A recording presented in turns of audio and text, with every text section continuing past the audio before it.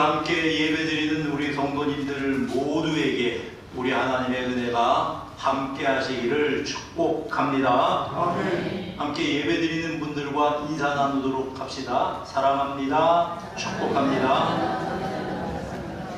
이 영상으로 예배드리는 여러분 모두에게도 하나님의 은혜가 함께 하시기를 축원합니다.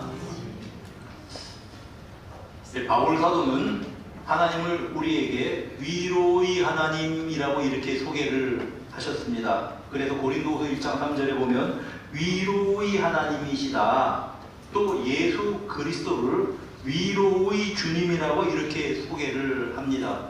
우리가 예배드리는 이 하나님은 이 자리에 임하시고 성도님들의 마음에 임재하셔서 우리를 위로해 주시는 분이십니다. 오늘도 하나님의 위로가 우리 성도님들과 함께 하시기를 축복합니다. 또한 우리가 주님으로 믿고 섬기는 예수 그리스도는 위로의 주님이십니다. 그래서 이 우리 교회 위에 예수 그리스도의 위로가 함께 하시기를 축복합니다. 오늘은 위로의 주님께서 위로의 성읍인 가버나움에 들어가셔서 한 일에 대해서 생각을 해보기를 원합니다. 예수님은 나사렛 사람이라고 불려주셨습니다. 왜냐하면 어려서 나사렛에서 성장했기 때문에 그렇습니다. 그런데 예수님께서 다 성장하신 후에 이제 공생의 사역을 시작하면서 이 가버나움이라고 하는 동네로 이사가셔서 살아가셨습니다. 그래서 마태복음 9장 1절에는 이 가버나움을 예수님의 본 동네 이렇게 소개를 했습니다. 그러니까 제2의 고향이 가버나움인 셈입니다. 가버나움은 예수님의 고향이었고 제2의 고향이죠. 1고향은 나사렛. 그 다음에 이제 또 이 가버나움은 예수님 사역의 중심지였습니다. 가버나움이 대략 위치는 갈릴리 호수 혹은 갈릴리 바다 북쪽에 있는 큰 성읍이었습니다. 갈릴리 호수는 대략 계란처럼 생긴 그러한 호수입니다. 그러니까 동서가 한 11km 정도, 남북으로 한 21km 정도 되는 길쭉한 계란 모양의 호수가 갈릴리 호수입니다. 그 북쪽에 있는 성읍이 가버나움이라고 하는 성읍입니다. 이 가버나움은 교통의 요지였습니다. 이 시리아에서부터 이제 이집트까지 쭉 내려가는 그 길이 이 가버나움을 통과합니다. 그리고 동서로 뻗은 무역로가 또 가버나움을 지납니다. 그러니까 큰 간선도로 두 개가 교차하는 지점이죠. 대부분 그런 지역은 사람들이 많이 모여들고 무역이나 상업의 중심지가 되고 사람들이 모여 사는 곳이 되기가 십상입니다. 우리나라에서 이제 철도를 놓을 때의 일화입니다. 원래 충청도에서 가장 큰 도시는 이제 충주, 청주 그랬습니다. 근데 이제 그 구한 말에 철도를 놓으면서 어떻게 철도를 계획을 했는가 하면 청주를 지나가도록 경부선이 그렇게 철도를 계획을 했습니다. 근데 청주 사람들이 난리가 난 거예요. 왜냐하면 청주가 양반의 도시거든요. 이 양반의 고을에 저 시커먼 그냥 쇠로 된 쇠 기관차가 지나간다는 게 양반들이 견딜 수 없었습니까? 데모를 했죠. 이 지역은 절대 철로 못 놓는다. 그래서 어쩔 수 없이 철로를 어디로 놓았냐면 대전으로 지나가서 대전에서 쭉 뻗어서 부산까지 올 수 있도록 경부 철도를 놓았고, 그 다음에 이제 거기에서 갈라진 게 호남선 철도였습니다. 그러니까 여러분 철도 들어오지 못하게 데모하는 바람에 그 다음에 이제 대전하고 청주의 위치가 바뀌어져 버렸습니다. 청주가 큰 도시였거든요, 원래. 대전이 우리나라 5대 도시 중에 요즘은 모르겠습니다. 하나로 이렇게 된 이유는 사실은 철도가 지나갔기 때문인데 가버나움이 꼭 그런 곳입니다. 남북으로 뻗은 도로 그리고 동서로 뻗은 도로의 교차점이 가버나움이었다라고 하는 그런 말씀입니다. 그런 지역의 가버나움의 행정과 무역의 중심지였고 또한 상업의 중심지였습니다. 자연히 상업의 중심지다 보니까 물동량이 많으니까 상업의 중심지가 되죠. 거기에 뭐가 있겠습니까? 세금 걷어야 되거든요. 쇠강이 있었습니다. 그래서 예수님께서 이 세리 레위 혹은 세리 마태를 부르신 곳이 가버나움 세관이었습니다. 또 자연히 그런 세관이 있으면 당시 그 지역을, 팔레스타인 지역을 통치하는 로마 사람들 입장에서는 군대를 주둔시키겠죠. 그래서 백부장이 자기의 종이 아프다고 예수님께 와서 고쳐달라고 부탁한 그곳이 가버나움이었습니다. 이제 이 가버나움은 그 의미가 원래 카페르나움, 카페르 하면 성읍이라는 뜻이죠. 마을 혹은 그런 뜻이고요. 나훔, 그러니까 나훔의 성읍 그런 뜻입니다. 여러분 나훔은 구약 성경에 보면은 나훔이라는 거 성경책 아시죠? 사람 이름입니다. 근데 나훔이라고 하는 뜻이 뭐냐 하면 위로자라는 뜻입니다. 그러니까 가버나움은 문자적으로 말하면 위로의 성읍입니다. 그런데 이름과는 정반대로 위로의 성읍이 아니고 위로받을 사람들이 모여있는 성읍이었던 그러한 곳이었습니다. 그래서 예수님 사역 가운데 아까 말씀을 드렸지만 이제 백부장이 그 자기 종이 죽어간다고 예수님께 와서 부탁을 하면서 슬픈 마음으로 애달픈 마음으로 주님께 그 호소했던 곳이 가버나움이고요. 딸이 죽어간다고 회당장 야이로가 예수님께 와서 내 딸 좀 살려주십시오 하고 주님께 부탁했었던 그곳이 바로 또 가버나움이었습니다. 그러니 죽어가는 딸을 바라보는 아버지의 안타까운 마음이 서려있는 땅이 가버나움이었다라고 하는 말씀입니다. 어떤 한 중풍병자가 있었습니다. 친구들이 이 사람을 어떻게 하든지 낫게 하려고 침상에 누워서 침상채로 예수님께 들고 옵니다. 집에 너무 복잡하니까 들어갈 방법이 없어서 지붕 위에 올라가서 지붕을 뚫고 이 침대가 예수님께 내려오도록 만들어서 예수님께서 그를 치료해 주셨던 곳이 바로 가버나움입니다. 그러니 친구의 아픈 사정을 인하여서 안타까워하는 사람들의 그런 사연이 묻혀있는 성읍이 가버나움 성읍이었다라고 하는 말입니다. 베드로의 고향이었고요. 베드로의 장로를 고쳐주신 것도 가버나움입니다. 왕의 신하를 고쳐주신 것도 가버나움입니다. 자, 위로의 성읍인데 이름은 가만히 놓고 보니까 위로를 받아야 될 사람들이 많이 모여 있었어요. 그 당시에. 그래서 위로받을 사람들이 모인 성읍이 된 셈입니다. 그곳에 우리 예수님께서 들어가셨습니다. 우리 주님께서 그 가버나움에 들어가게 되실 때 가버나움이 말 그대로 위로의 성읍으로 바뀐 줄로 믿습니다. 사랑하는 여러분, 참된 위로는 하나님께로부터 나오는 것입니다. 참된 위로는 우리 주님께로부터 나오는 것입니다. 오늘도 주님께서 주시는 위로가 우리 성도 여러분 모두에게 함께 하시기를 축복합니다. 우리 주님께서 주시는 그 위로가 여러분의 가정 위에 함께 하시기를 축복합니다. 주님께서 임하셔야 합니다. 주님께서 내 마음속에 오셔야 되고 주님께서 우리 가정 속에 임해야 위로가 임하는 것입니다. 주님께서 이 예배당에 임재하셔서 우리의 예배를 받으시고 주님의 위로가 우리 가운데 함께 하시기를 축복합니다. 자, 이런 가버나움에 주님께서 어떻게 사역을 하셨는가라고 하는 것이 오늘 본문에 기록되어 있습니다. 이 가버나움에는 회당이 있었습니다. 뭐 큰 성읍이니까 당연히 회당이 있었겠죠. 너무 큰 성읍이기 때문에 회당이 한 여러 개 있었던 것 같습니다. 이 회당이라고 하는 것은 신구약 중간 시대에 이제 성전이 무너져 버렸습니다. 옛날에는 성전이 있을 땐 예루살렘으로 소, 양 뭐 가져가서 제사를 지내는 것이 예배의 중심 어떤 예배 형식이었습니다. 근데 이제 이 성전이 무너져 버렸으니까 유대인들이 어떻게 했냐면 자기들이 모이는 곳에 조그마한 그런 회당이라고 해서 집회소를 만들고 여기에서 이제 이 예배를 드린 겁니다. 소나 양을 잡는 그런 제사가 아니고 뭐 그렇게 할 수도 없고요. 그래서 이제 그들이 모여서 구약 성경을 읽고 이 성경에 대해서 회당장이 설명을 하거나 아니면 그 참석한 사람 가운데 유력한 어떤 랍비가 있으면 이 성경 말씀을 좀 하나 들려주십시오 하면 랍비가 성경을 펴서 읽고 설명을 해주는지 이런 식으로 이 예배가 진행이 되었습니다. 그러니까 지금 우리 예배하고 좀 비슷하게 닮았다고 보아야 될 것입니다.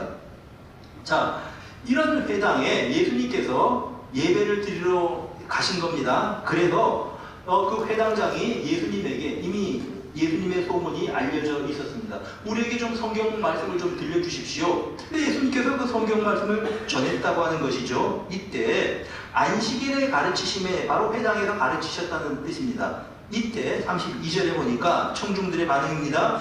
그들이 그 가르치심에 놀라니 이는 그 말씀이 권위가 있음이었더라. 자, 사람들이 깜짝 놀랐습니다. 왜 놀랐습니까?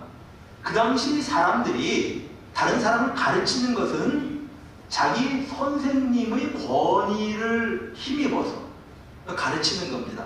그 당시 서기관이라는 사람이 있지 않습니까? 이 사람들 성경 연구하는 사람들이고 또 그 당시 법을 연구하는 사람들이기도 합니다. 근데 그들이 사람들에게 말씀하고 가르치는 그러한 방법은 항상 자기의 스승의 권위를 힘입어서 가르칩니다. 자, 우리 선생님이 랍비 이 샴마이인데 샴마이는 이 성경에 대해서 이렇게 해석하고 이렇게 가르치셨습니다. 이렇게 가르치는 거죠. 그러니까 스승이 권위 있는 랍비이기 때문에 그의 권위를 힘입어서 사람들을 가르치는 것입니다. 이것이 당시에 랍비들이 성경을 가르치는 방법이었습니다. 예수님은 그렇게 가르치지 않으셨어요. 예수님은 랍비에게 배운 적도 없고 랍비 학교 출신도 아닙니다. 예수님이 가르치는 걸 직접 가르치셨습니다. 예를 들자면 마태복음 5장에 이렇게 성경이 기록되어 있습니다. 간음하지 말라고 하였다는 것을 너희가 들었거니와, 그렇잖아요. 옛사람에게 말한 바, 옛사람은 누굽니까? 모세를 비롯해서 그 성경을 계속 해석하는 사람들이 있었죠. 유대인들은 옛사람에게 말한 바 간음하지 말라고 하였던 말을 너희가 들었거니와 나는 너희에게 이르노니. 이제 옛사람들의 해석 거기에 대해서 이제 그렇게 들었지만 나는 너희에게 이 의미에 대해서 설명한다. 여자를 보고 음욕을 품는 자는 이미 마음으로 간음했다. 이렇게 가르치시는 겁니다. 그러니까 예수님이 가르치시는 것은 그 권위가 예수님 자신에게서 나온 겁니다.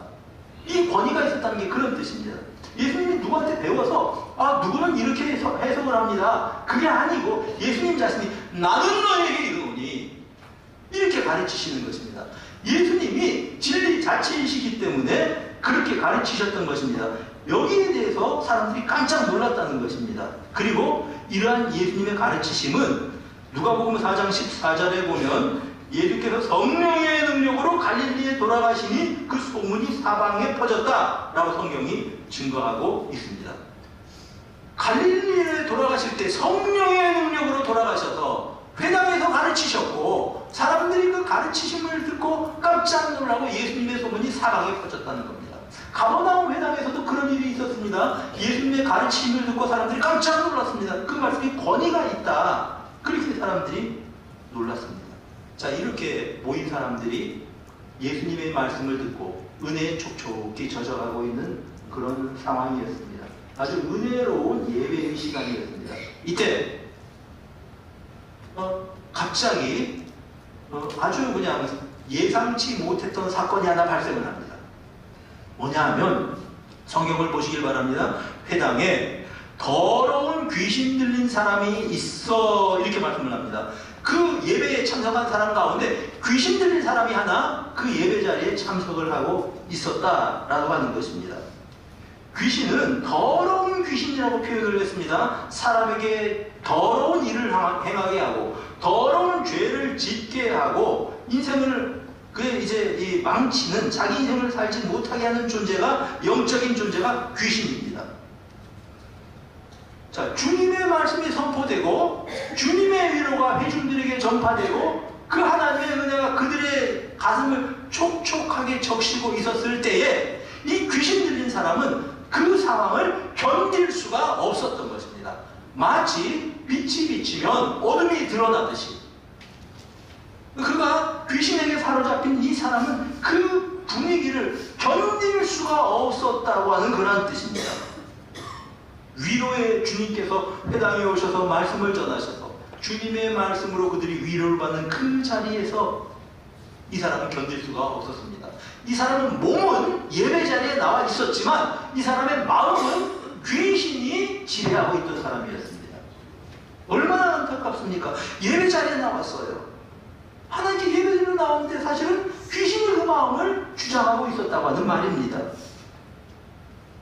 여러분, 이 사람이 더러운 귀신이 그 마음을 주장하게 된 이유가 무엇일까요?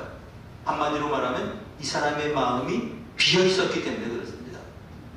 여러분, 우리가 마음에 너희 마음에 주를 그리스도로 삼고 그리스도를 주로 삼고 주님께서 계시면 주님께서 좌정하시고 성령께서 임재하여 계실 때에 우리 속에 충만한 기쁨이 있는 것이고 그리스도인으로서 살아갈 수 있는 것입니다. 근데 마음이 비어 있어요.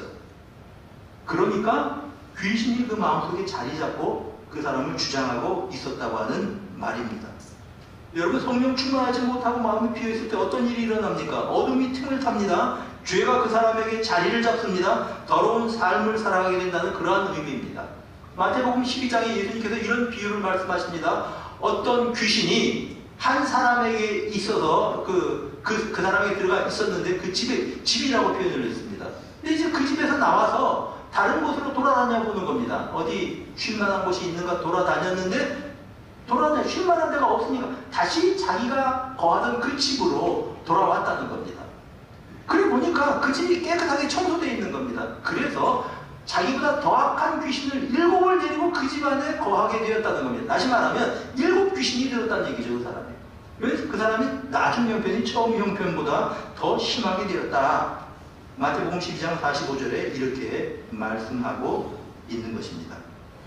사랑하는 여러분, 우리는 예수 그리스도 우리의 주님이십니다. 주님께서 우리 마음에 거하셔야 합니다. 주님께서 우리 마음을 다스리셔야 합니다. 그런데 그 내 마음을 주님께서 다스리시지 않고 있을 때에 나도 모르게 성령 충만하지 않으면 어둠의 틈을 타게 되고 영적으로 병이 들게 되는 것입니다. 여러분, 왜 그런지 예배 시간이 지겹게 느껴지기 시작합니다.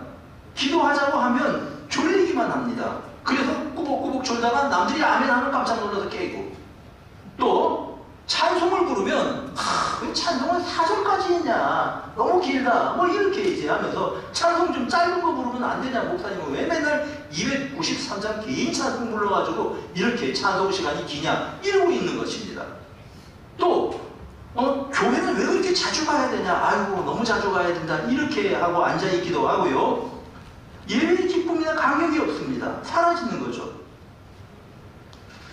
성경 말씀이 선포되면 하나님 말씀을 듣고 내 자신을 그 말씀에 비추어야 될 텐데, 성경 말씀이 선포되는데 한 귀로 듣고 한 귀로 흘러가요. 마음속에는 뭔가 생각이 다 일어나서 말씀을 들을 수가 없습니다.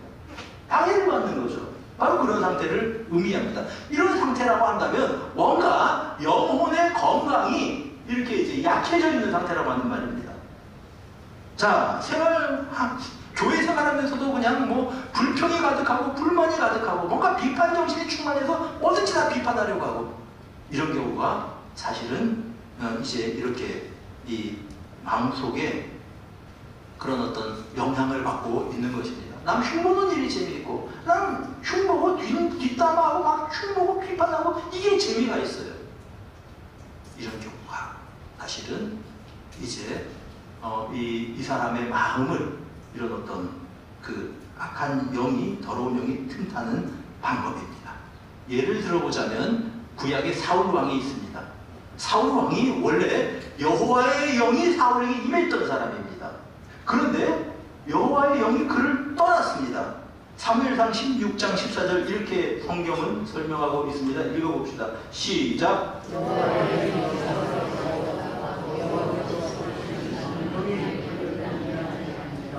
여호와의 영이 떠났습니다. 그리고 그 마음에 사울에게 여호와께서 부르시는 악령이 그에게 임했습니다. 그러니까 그가 자기의 도전자라고 생각하고 사위인 다윗을 죽이려고 합니다. 시기심이 가득 차 있습니다. 내 왕위를 빼앗길까봐 밤잠을 자지 못합니다. 여러분, 신경쇠약에 걸리는 거죠. 미움에 가득한 거죠.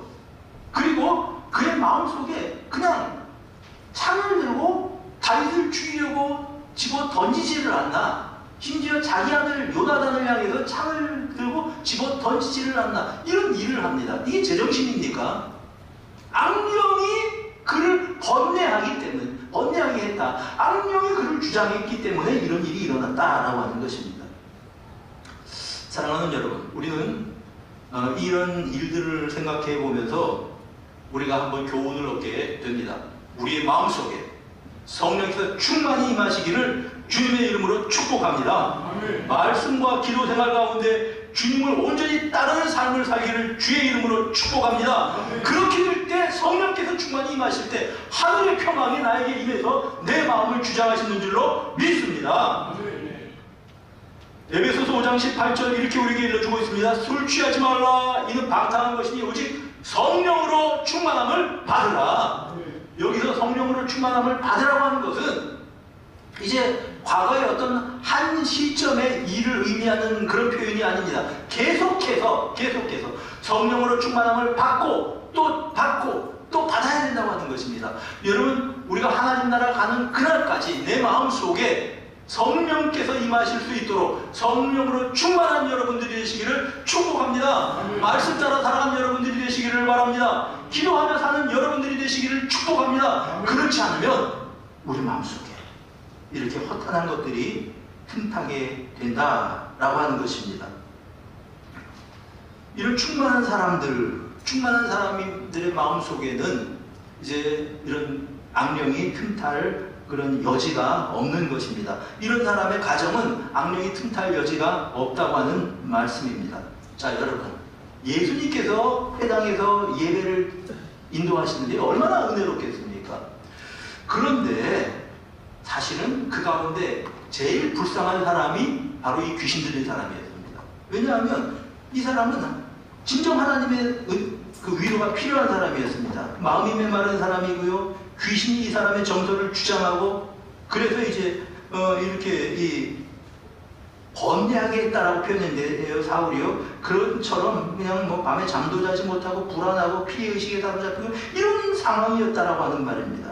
이런 사람이 주님께서 말씀을 선포하실 때 그 자리에서 그의 정체가 드러난 것입니다.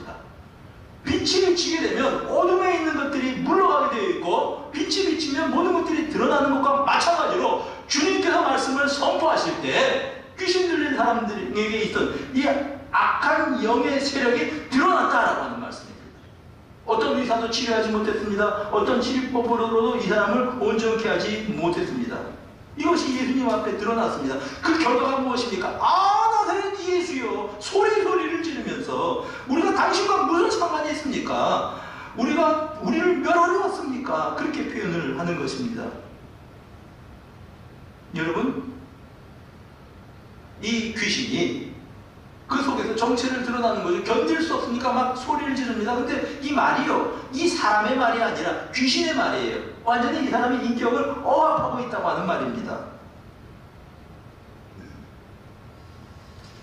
자, 여러분, 놀라운 건 이 귀신 들린 사람이 예수님을 알아보더라고 하는 거죠. 귀신들이 예수님을 압니다.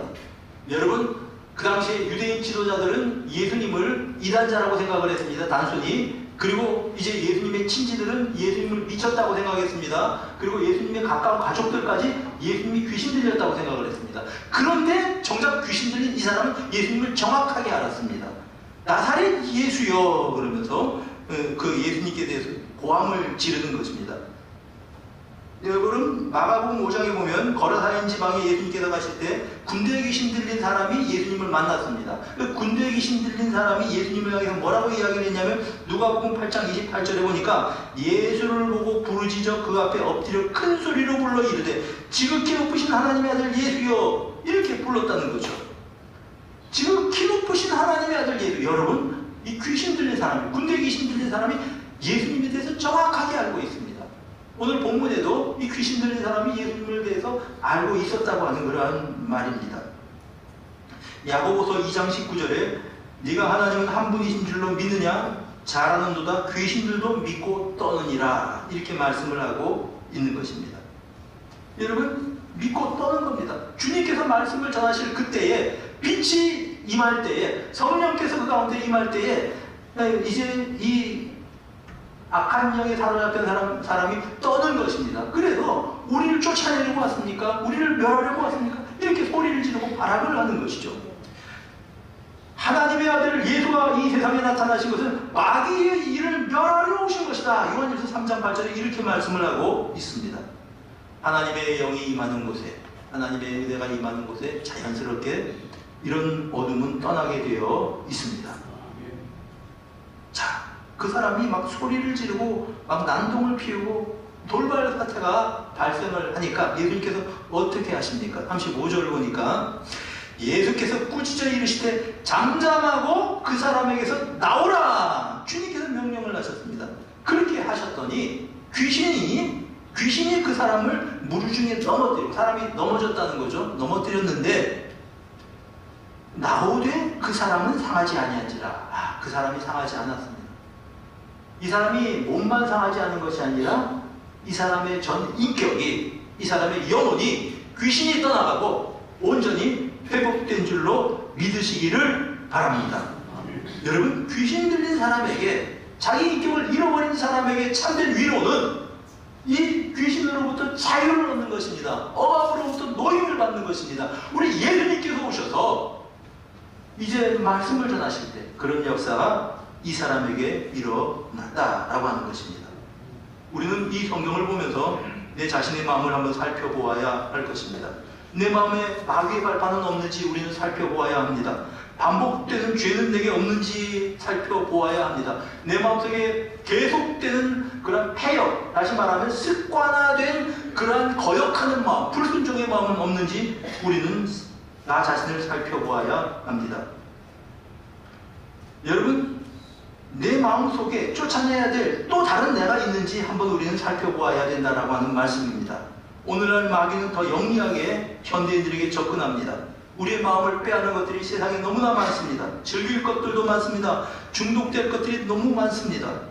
우리의 마음을, 우리의 시간을 빼앗는 그런 매체들도 너무 많습니다. 길거리에 가면 사람들이 다 손바닥만 쳐다보고 다니고 있어요. 여러분, 지하철 타는 사람들이 다 뭐하냐면 손바닥만 들여다보고 있어요. 내 마음의 주인은 나입니다. 그런데 내가 내 인생을 마음대로 제어할 수 없도록 나를 주장하고 있는 것, 바로 그것이 중독된 상태입니다. 여러분, 마약 중독자들한테요, 당신 마약하면 당신 인생 파멸됩니다. 그거 마약 중독자들이 모르는 줄 아세요? 압니다. 아는데 내 힘으로 안 돼요. 그래서 중독자라고 하는 겁니다. 여러분, 알코올 중독자들에게 물어보십시오. 당신 계속 술 마시면 건강 상하고 당신 큰일 납니다. 여러분, 알코올 중독자가 그거 모르겠습니까? 알아요. 아는데 그의 마음을 주장하고 있는 것이 자기 자신이 그것을 감당할 수가 없는 것입니다. 그래 알코올 중독이라고 하잖아요. 그 사람은 알코올에 매여 있는 사람이고, 또 마약 중독된 사람은 마약에 매여서 마약의 종로를 타고 살아가는 사람들입니다. 여러분, 이것들을 몰아내야 되는 법입니다.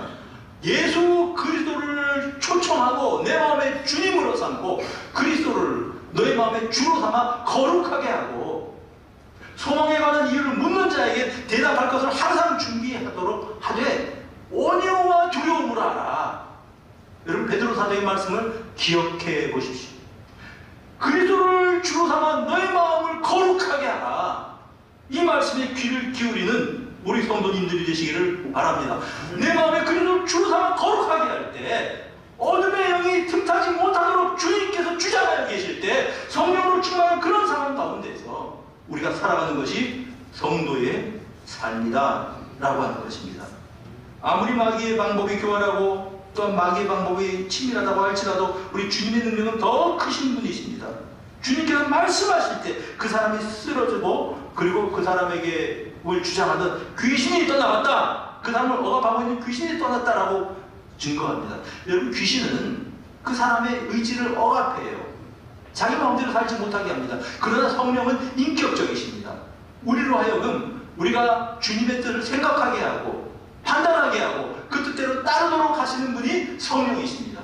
그런 충만한 주님의 은총이 우리 여러분 모두의 것이 되시기를 주님의 이름으로 축복합니다. 아멘. 이때 그들이 깜짝 놀랐습니다. 그런 일들을 보고 사람들이 서로 놀라 이르되 이 어떠한 말씀이고 권위와 능력으로 더러운 귀신을 명함에 나가는도다, 이렇게 말씀을 하고 있는 것입니다. 주님의 권위가 드러났습니다. 자연스럽게 주님께서 하나님의 아들이시고 주님이시라고 하는 사실이 이 사건을 통해서 드러났다라고 하는 것입니다. 주님께서 말씀하실 때 귀신도 승복하다라고 하는 것이 이 사건을 통해서 나타났다는 것입니다. 그 결과가 무엇입니까? 누가복음 4장 37절에 이에 예수의 소문이 그 근처 사방에 퍼집니다. 복음이 전파되는 곳에 이런 아름다운 소식들이, 아름다운 소문이 사방에 퍼져 나가는 것입니다.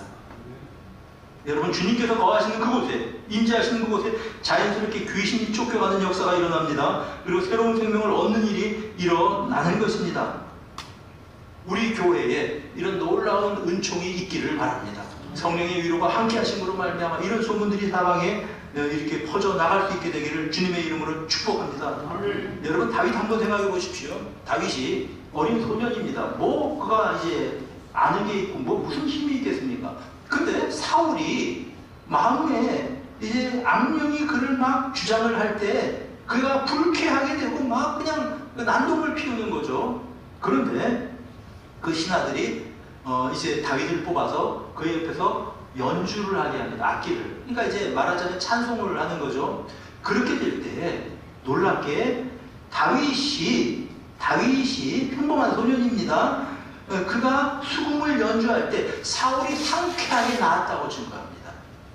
여러분, 조그마한 소년이 하나님 앞에 찬송 부를 때 그 찬송 소리가 울려 퍼질 때 사울을 괴롭히던 악령이 이 힘을 쓰지 못하고 떠나가니까 사울이 상쾌해졌다고 성경이 증거하는 것입니다. 사랑하는 여러분, 성령 충만한 성도님들이 가는 곳곳마다 우리 하나님의 통치가 임하는 역사가 있기를 축복합니다. 이제 사탄이 한 길로 왔다 7길로 쫓겨가는 역사가 우리 교회를 통해서 여러분들의 삶 가운데 함께 하시기를 주님의 이름으로 축복합니다. 우리는 그리스도의 향기입니다. 이와 마찬가지로 이 주님의 향기를 주변에 확산시키며 살아가는 우리 모두가 되시기를 주님의 이름으로 축복합니다. 다 같이 일어나서 우리 같이 찬송 부르